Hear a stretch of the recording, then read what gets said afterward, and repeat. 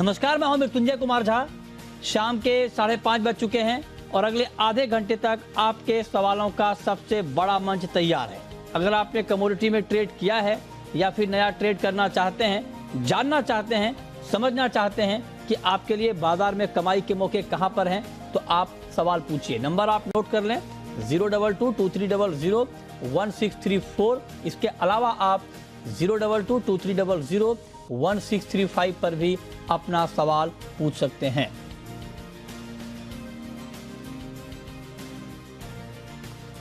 और चलिए, आज की चर्चा में हमारे साथ मेहमानों का एक खास पैनल है। हमारे साथ इस वक्त जुड़ रहे हैं पुखराज चोपड़ा, जो कि एग्री एक्सपर्ट हैं। हमारे साथ अश्विन भाई नायक हैं, चेयरमैन है, फॉर्मर चेयरमैन है Federation of Indian Spice Stake Holders के। और साथ ही हमारे साथ दो और खास मेहमान जुड़ रहे हैं। हमारे साथ अनुज गुप्ता जी हैं IIFL के, और साथ ही भाविक पटेल साहब हैं ट्रेड बुल्स के। आप दोनों का बहुत बहुत स्वागत है। और अश्विन भाई, आपका भी स्वागत है, और पुखराज जी, आपका भी स्वागत है। लेकिन आज हम सबसे पहले बात करने वाले हैं जीरे की। जीरे की बात इसलिए क्योंकि जीरे ने पिछला सारा रिकॉर्ड तोड़ दिया है। 33,000 के ऊपर चला गया है जनवरी वायदा का भाव। ज़बरदस्त तेज़ी आई है जीरे में। साल भर में जीरे के दाम दोगुने हो गए हैं। बड़ी तेज़ी। कहा यह जा रहा है कि स्टॉक कम है, बुआई जितनी उम्मीद थी उतनी नहीं हो रही है, लिहाजा उसका बड़ा इम्पैक्ट प्राइस के ऊपर दिख रहा है। लेकिन क्या इस तरह की बेतहाशा तेज़ी फंडामेंटल को जस्टिफाई करती है? इसी पर हम बात करेंगे। तो मेरा सबसे पहला सवाल अश्विन जी आपसे होगा सर, कि आपसे मेरी पहले भी बात हुई थी। आपने कहा था कि हाँ, फंडामेंटल मजबूत हैं, लेकिन फंडामेंटल मजबूत होने का मतलब क्या ये है कि रोज 1,000 रुपए 2,000 रुपए दाम बढ़ जाए जीरे के? नमस्कार मृत्युंजय जी। एक्चुअली सर, आज के दिन भी फंडामेंटल मजबूती है, क्योंकि बाजार में आप देखो तो वायदा 330 के ऊपर बंद हुआ है, लेकिन आज मार्केट में माल लेने जाए तो 335 में भी मिल नहीं रहा है। अच्छा, तो मतलब फिर माल की कमी है, वो साफ नजर आ रही है। अच्छा, आप तो सर आप तो फिश के फाउंडर चेयरमैन रहे हैं। आज हमारे साथ फिश के जो करंट चेयरमैन हैं वो भी जुड़े थे। उनका कहना था कि ये ठीक नहीं हो रहा है मार्केट में, और इस भाव पर डर है। ये कहीं ना कहीं छोटे ट्रेडर इसमें ट्रैप हो सकते हैं। उनकी ये आशंका थी। वो कह रहे हैं कि इस तरह की तेज़ी ठीक नहीं है। फंडामेंटल मजबूत होना अपनी जगह है, लेकिन इस तरह की बेतहाशा तेज़ी में तो ये पता ही नहीं चल पाएगा मार्केट रुकेगा कहाँ। तो कहीं ना कहीं सट्टेबाजी की आशंका वो जता रहे थे। इससे आप सहमत हैं क्या? नहीं सर, अभी मुझे एक्चुअली कई बार लगता है कि चलो सट्टा है तो सट्टे को हम लोग ब्लेम करते हैं, लेकिन ये बार जो जीरे की तेजी चली है शुरू से लेके आज तक, उसमें ज्यादा करके पहले फंडामेंटली हाजिर मार्केट स्ट्रांगली चला है और उसके बाद ही सट्टा आगे चला है।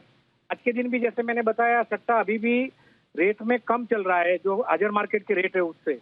नहीं, मैं ये जानना चाह रहा हूँ अश्विन जी कि मतलब अगर जैसे मान लीजिए आज 2,000 रुपए के आसपास की तेजी आई, तो आप जो बात कह रहे हैं, तो क्या फिर ये रोज रोज इतनी तेजी रहेगी सर आगे भी? रोज रोज तो नहीं रहती है, क्योंकि आप देखें, आप और मैं काफी 1-1.5 साल से जीरे की तेजी के ऊपर बात कर रहे हैं। मैंने कई बार अलग अलग टारगेट दिए, वो टारगेट करीबन अचीव करता रहा। मार्केट हमेशा 3 रुपया 4 रुपया 5 रुपया 6 रुपया किलो के ऊपर ही बढ़ा है। इवन सर्किट शायद पूरे 1 साल के अंदर जो तेजी का माहौल चला है उसमें मुश्किल से 1-2 बार सर्किट लगी होगी, उसमें एक आज पहली बार सर्किट लगी हुई है। ओके। उससे पहले तो कभी भी ऐसा नहीं है कि भाई जीरे में सर्किटें लग रही है, ऐसा कभी भी नहीं हुआ है। हाँ, मतलब पिछले 1 साल की तेजी के अंदर ये बात भी ठीक है। अच्छा, आप बने रहे सर। हमारे साथ पुखराज चोपड़ा जी भी हैं, और पुखराज चोपड़ा जी चूंकि ब्रॉडर बात करने के लिए हमारे साथ जुड़े हैं। उसमें चूंकि जीरे की तेजी के पीछे एक बड़ी वजह बताई जा रही है बुआई उस तरह से नहीं होना जितनी उम्मीद की जा रही थी, और उसके पीछे मौसम को एक बड़ी वजह माना जाता है। और पुखराज जी ने बातचीत में कई बार ये बोला भी है कि जो मौसम है, जो वेदर है, वो बड़ा मेजर रोल प्ले करेगा आगे एग्री मार्केट के लिए। तो पुखराज जी, जीरे की इस तेजी में वेदर का कितना बड़ा रोल आप देख रहे हैं?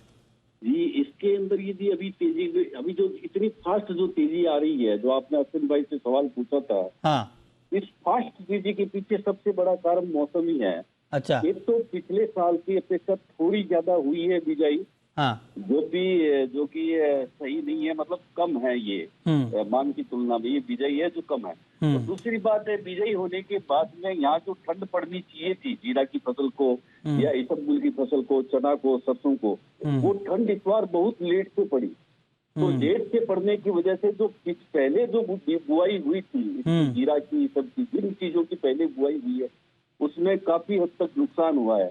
अच्छा। और उसी नुकसान की वजह से ये जीरे के अंदर तेजी आई है।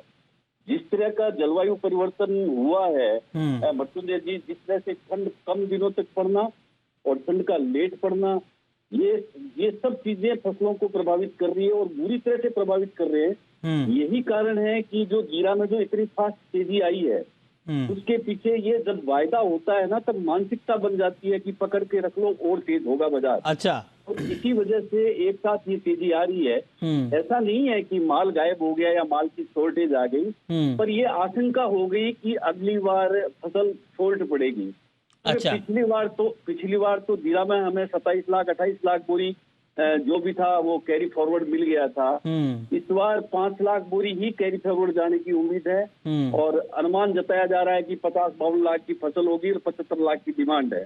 अच्छा। तो इसी वजह से ये तेजी बनी है, जो फास्ट तेजी आ रही है उसका कारण यही है। अच्छा, आज मेरी बात हो रही थी सुबह में सर कुछ एक्सपर्ट से, तो वो कह रहे थे कि हाँ मौसम शुरू में कुछ गड़बड़ थी जिसका इम्पैक्ट सोइंग के ऊपर हुआ है, लेकिन उनका कहना था कि अब मौसम धीरे धीरे ठीक हो रहा है, अभी सिचुएशन थोड़ा बेहतर हुआ है। आप क्या फील कर रहे हैं पुखराज जी? जी बिल्कुल, अभी 6 दिन से 7 दिन से लगातार अच्छी ठंड पड़ रही है। हाँ। हम अच्छी ठंड कह सकते हैं, 4 डिग्री 5 डिग्री के आसपास तापमान यहाँ पे चल रहा है। पर उसमें पीछे जो पहले बुआई हुई थी, पहले बुआई जो जीरा की हुई थी, उसमें उसने बड़ा नुकसान कर दिया। तो उसकी भरपाई तो अब ये ठंड कर नहीं सकती। अच्छा। अब मैंने जैसे एक छोटी सी खबर देखी थी कि बाड़मेर में कई जगह पे पौधों पे बर्फ जमी है। तो ये आशंका भी थोड़ी सी बन रही है कि यदि कहीं बर्फ यदि जमी या बर्फ बनी तो भी थोड़ा बहुत नुकसान करेगी, पर जो फसल खराब हो गई उसको तो अब फायदा पहुंचने का कोई चलिए, तो बहुत ही शुरुआती बातचीत है, आगे देखते हैं इसमें होता क्या है। लेकिन अश्विन भाई, एक बात मैं आपसे ये पूछ रहा हूं कि सर इन भावों पे क्या एक्सपोर्टर इंक्वायरी कर रहे हैं, या आपको ये लगता है कि अगर दाम जिस तरह से बढ़े हैं अब इस भाव पर एक्सपोर्ट की डिमांड थोड़ी कम होगी, एक्सपोर्टर थोड़ा रुकेंगे? नहीं सर, एक्चुअली $3000 से $4000 तक की जो प्राइसेस है वो एकदम स्पीड में ऊपर आई है करीबन पिछले 1 महीने के अंदर। लेकिन उसमें हर रेट में जो मिडल ईस्ट और गल्फ की डिमांड है वो बनी रही। हमारे पास जो बायर्स है वो लोगों ने $2900-3000 से लेना शुरू किया था, वो $4000 तक लेते रहे हैं। अच्छा। और पिछले 10-15 दिन से यूरोप, अमेरिका, लैटिन अमेरिका, ये सब क्रिसमस के मूड के कारण बंद थे। वो सब अभी आने बाकी है। तो फिर अश्विन जी, उनके पास भी कोई दूसरा ऑप्शन तो है नहीं। अच्छा। कि अगर अपने प्राइस $4500 भी है और $5000 भी है, उनको कहाँ से चाहिए तो नीचा मिल जाएगा, ऐसा कोई ऑप्शन उनके हाथ में है नहीं। लेकिन अगर प्लानिंग के तहत 10 दिन माल लेना ही है। हाँ, अगर लेकिन मान लीजिए उनको लगे कि भाई इतने दाम बढ़ गए हैं, थोड़ा रुक जाएंगे तो थोड़ा भाव गिरेगा, ये प्लानिंग नहीं होती है क्या एक्सपोर्टर्स की? आप तो उनके बीच रहते हैं, आपको पता होगा। थोड़ा होता है, जैसे 2 कंटेनर की जगह बंदा 1 कंटेनर लेगा। हाँ। लेकिन एकदम नहीं लेगा वो तो चलेगा नहीं, और उसको हर जगह से एक ही रिपोर्ट मिल रही है कि अगले साल की फसल जो है वो जितनी चाहिए उतनी अवेलेबिलिटी नहीं रहेगी। तो अभी उनके पास नेक्स्ट ऑप्शन एक ही है, अगला मई जून का जो दूसरे कंट्री का क्रॉप आता है वो कोई बड़ा हुआ है तभी इसको नीचे ले जा सकते हैं। इसके अलावा ये मार्केट को नीचे ले जाने के लिए कोई कारण अवेलेबल नहीं है। ओके, ठीक है। तो पुखराज जी, ऐसे में मतलब जो बात अश्विन भाई कह रहे हैं कि अभी बहुत ही फंडामेंटली स्ट्रांग है ये काउंटर, तो मैं आपसे पूछना चाहूंगा कि ऐसे में आपके हिसाब से डिमांड का सिनेरियो क्या हो सकता है? देखिए, जैसे भाव बढ़ेंगे डिमांड का सिनेरियो, तो जो खाने के लिए डिमांड है वो कमजोर रहेगी। ये डिमांड जो अभी भाव बढ़ रहे हैं वो स्टॉक की वजह से है और प्रवृत्ति की वजह से है कि आगे तेजी की प्रवृत्ति है। क्योंकि किसी चीज का वायदा होता है तो वो सेंसिटिव होता है, वो पहले चल पड़ता है, बाकी बातें बाद में चलती है। अच्छा। तो मृत्युंजय जी, मैं इस बारे में ये कहना चाहूंगा कि कुछ चीजें जैसे हल्दी है, धनिया है, जीरा है, ये ऐसी चीजें हैं जो टनों में खरीदी जाती है और ग्रामों में बिकती है। ठीक बात है। इसका असर तो फिर उसी तरह से होता है बाजार में। ग्रामों में तो हम लोग खरीदते हैं, एक्सपोर्टर तो टनों में ही खरीदते हैं। जी हाँ, वो टनों में खरीदते हैं पर ग्रामों में बेचते हैं ना। हाँ, वो भी। यहाँ जब 2000 की तेजी आई तो हमें तो 20 रुपए किलो ही तेजी दिखी ना बाजार में। हाँ, ठीक बात है। और वो भी ग्रामों में, तो वो इसलिए ज्यादा फीलिंग नहीं आती इसके अंदर। जिस तरह से हमारे चना है, सरसों है, ग्वार है, उसमें जो फीलिंग आती है वो फीलिंग इनमें नहीं आती। राइट। आखिरी सवाल संक्षेप में बिल्कुल अश्विन भाई, ऐसे में फिर आपका टारगेट क्या है सर जीरे पर नया? अभी टारगेट तो सर बहुत मुश्किल बात है, लेकिन बाजार ऊपर ही बना रहेगा। हाँ, बाजार ऊपर ही बना रहेगा। करेक्शन आएगा कि नहीं ये बताइए? करेक्शन आएगा? करेक्शन एकादा आना चाहिए, लेकिन मुझे लग रहा है कि अभी और थोड़ा बढ़ेगा, उसके बाद करेक्शन आना चाहिए। करेक्शन पर आपकी आवाज थोड़ी धीमी पड़ जा रही है, ऐसा क्यों? मतलब करेक्शन में आप यकीन नहीं कर रहे हैं या आप चाहते नहीं करेक्शन आए? नहीं, करेक्शन आना चाहिए। मैं खुद कब का मुझे लग रहा है कि करेक्शन इसमें आना चाहिए, लेकिन मुझे लग रहा है कि अभी भी एकादा और थोड़ा राउंड तेजी का बना रहेगा, उसके बाद करेक्शन बनेगा। ठीक है, शुक्रिया अश्विन भाई आपका और पुखराज जी आपका हमारे साथ जुड़ने के लिए और डिटेल में जीरे के ऊपर बात करने के लिए। आगे बढ़ते हैं, अब बात करते हैं पाम की। पाम में क्या हुआ देखिए, पाम में हुआ ये है कि 3 साल के बाद पहली बार ऐसा हुआ है कि 2022 में यानी पिछले साल पाम तेल के दाम गिरे हैं। कितने गिरे हैं? 10%। क्यों गिरे हैं? गिरे इसलिए हैं कि क्रूड में जो नरमी आई और सप्लाई जो बढ़ने की उम्मीद थी, उसका इम्पैक्ट हमने पाम के ऊपर देखा। और पाम, हालांकि पाम ने 2022 में तेजी भी बहुत बड़ी दिखाई थी। आपको याद होगा यूक्रेन और रूस के युद्ध के बाद, उसके बाद जिस रफ्तार से मार्केट ने छलांग लगाई थी, उसी रफ्तार से बाजार ने गोता भी लगाया। क्यों लगाया गोता, बताने के लिए संदीप बजोरिया हमारे साथ जुड़ चुके हैं। सीईओ हैं सनविन ग्रुप के, पाम की नब्ज पर गहरी पकड़ रखते हैं। संदीप जी बहुत बहुत स्वागत है आपका। ऐसा क्यों हुआ सर कि 3 साल में पहली बार 2022 में पाम के दाम गिर गए?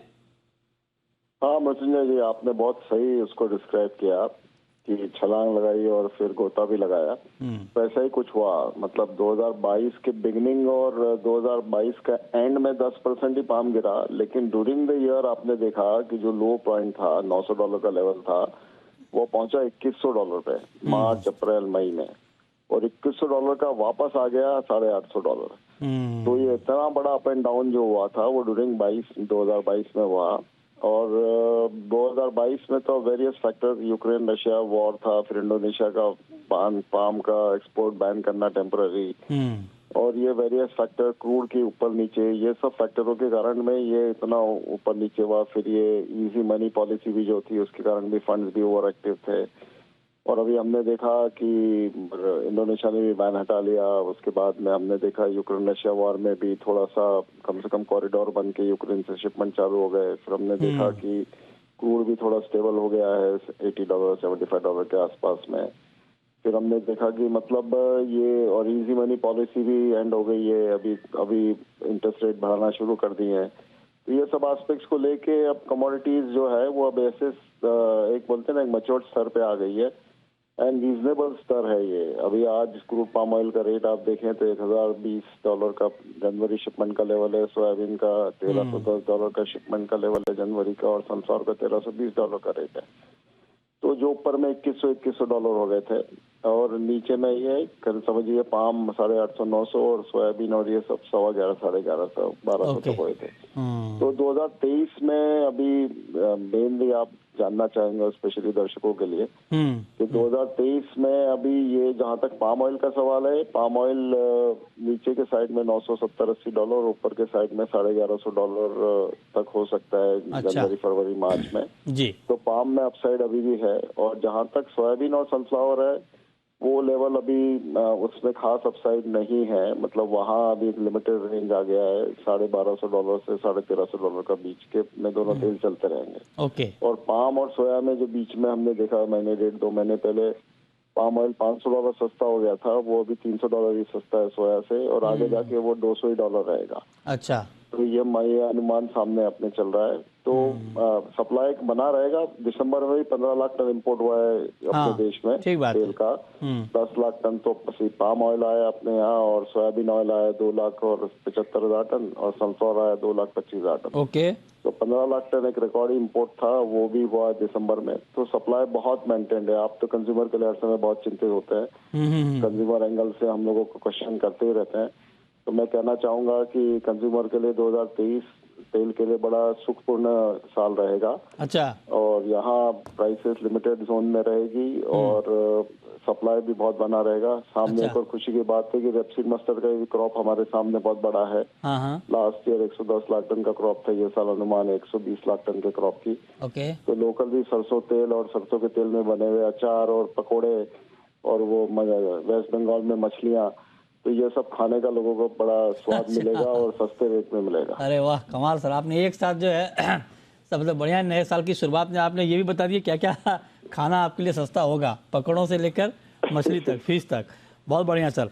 चलिए, बहुत शुक्रिया बजोरिया जी आपका जुड़ने के लिए और डिटेल में पाम ऑयल पर बात करने के लिए। आगे बढ़ते हैं और अब बात करते हैं कि आज के बाजार में आपको क्या करना चाहिए, और ये बताने के लिए दो एक्सपर्ट अनुज गुप्ता जी, भाविक पटेल जी हमारे साथ जुड़े हुए हैं। अनुज जी, गोल्ड की शुरुआत, ओपनिंग बहुत अच्छी हुई है, मतलब आप ये मान के चलिए कि आज साल का पहला कारोबारी दिन और गोल्ड का मार्केट 55,000 के ऊपर डटा हुआ है, टिका हुआ है।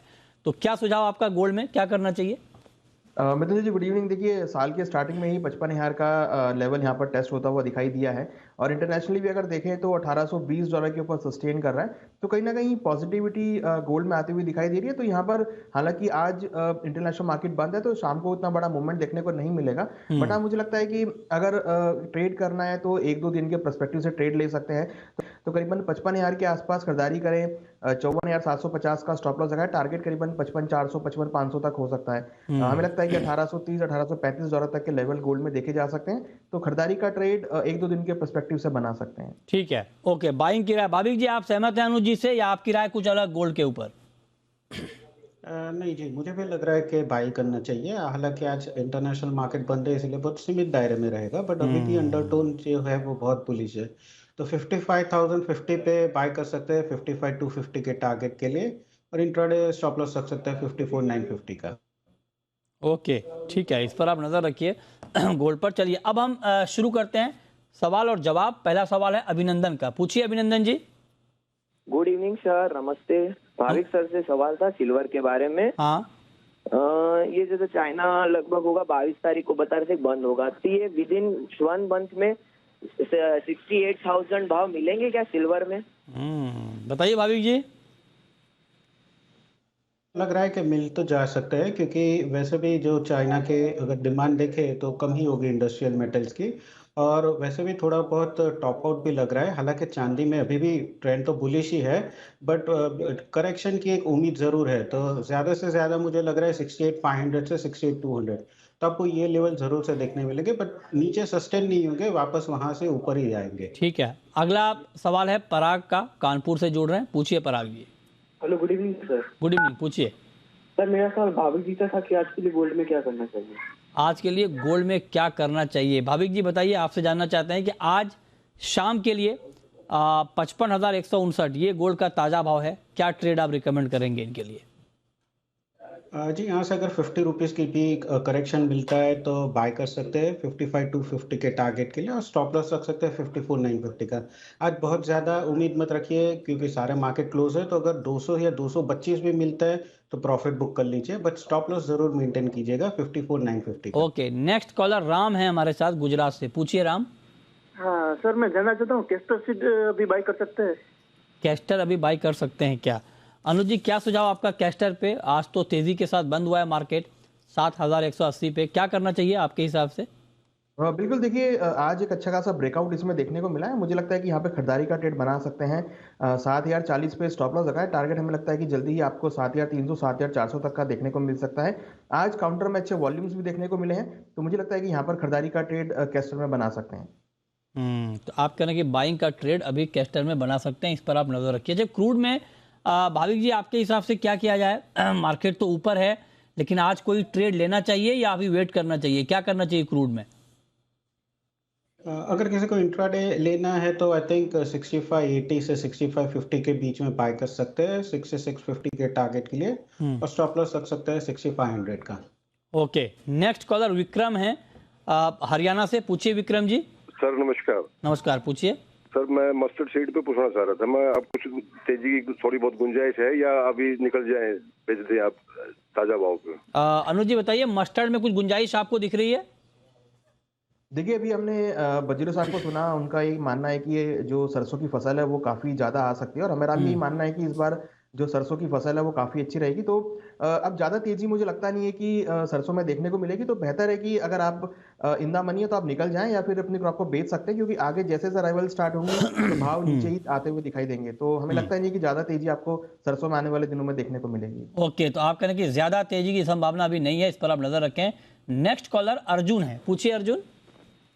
सर मेरा सवाल गंवार पे है, फरवरी अंत तक गंवार 7,000 आ जाएगा क्या?